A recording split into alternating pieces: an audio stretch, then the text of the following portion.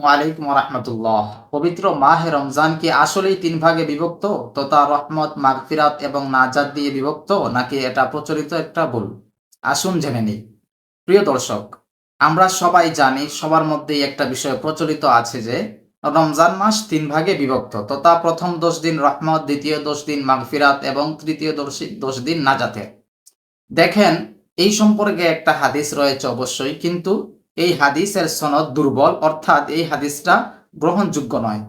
অর্থাৎ এই হাদিসটা নিয়ে উলামায়ে কেরামদের মধ্যে মতপার্থক্য রয়েছে এবং সবচেয়ে গ্রহণযোগ্য কথা হলো হাদিসটা বিশুদ্ধ নয়। তো মূল বিষয় কি এবং আসল বিষয়টা কি?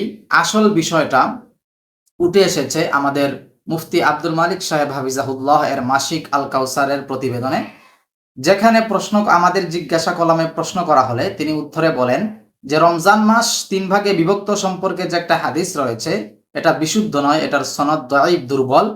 তো মেইন কথা হলো যে পুরা রমজান মাসটাই রহমতের, পুরা রমজান মাসটাই মাগফিরাত এবং নাজাতের।